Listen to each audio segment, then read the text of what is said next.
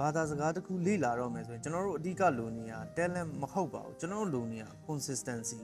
consistency ဆိုတာကျွန်တော်ပုံမှန်သွားတဲ့အရာ consistency လို့ခေါ်ပါတယ်ဗျ talent မဟုတ်ပါဘူးကျွန်တော်တို့ talent နဲ့ဘာသာစကားနဲ့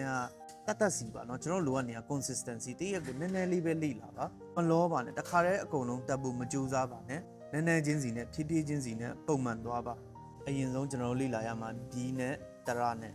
B နဲ့တရနဲ့ကိုကျွန်တော်တို့ကပိုင်သွားပြီဆိုရင်ကျွန်တော်တို့စကလုံးလေးတွေကိုကျွန်တော်တို့ရေးဖို့ကြိုးစားလို့ရမယ်ကာအဲ့လိုမျိုးကျွန်တော်မြန်မာစာတင်တယ်လို့ပါပဲ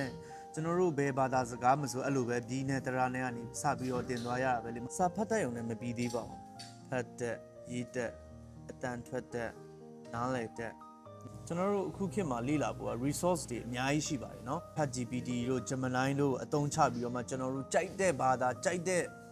ဘာပဲလေ့လာခြင်းပေါ့เนาะကျွန်တော်တို့လေ့လာလို့ရတယ်ဘယ်သူ့ကိုဘယ်တင်တန်းမှတက်စရာမလိုဘူးကိုလေ့လာလို့ရတယ်ကျွန်တော်တို့အင်္ဂလိပ်စာမတတ်ဘူးရတယ်မြန်မာလိုမင်းသူတို့မြန်မာလိုအကုန်ပြောပြဒါပေမဲ့နည်းနည်းလေးပါနာဖို့တော့လိုတာပေါ့เนาะသူခြေစုံချပြီးတော့မှသူ့ကိုသွားပြီးတော့ယုံလို့တော့မရဘူးပါနာရမှာပေါ့เนาะဥပမာကျွန်တော်တို့ကထိုင်းစကလုံးတစ်လုံးမသိဘူးဆိုရင်ဒီစကလုံးကဘာလဲသူ့ရဲ့အဓိပ္ပာယ်ကဘာလဲ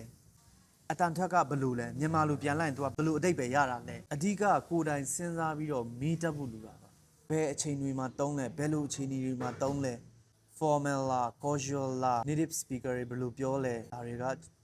ကိုကျွန်တော်တို့ကလေ့လာရမှာဖြစ်ပါတယ်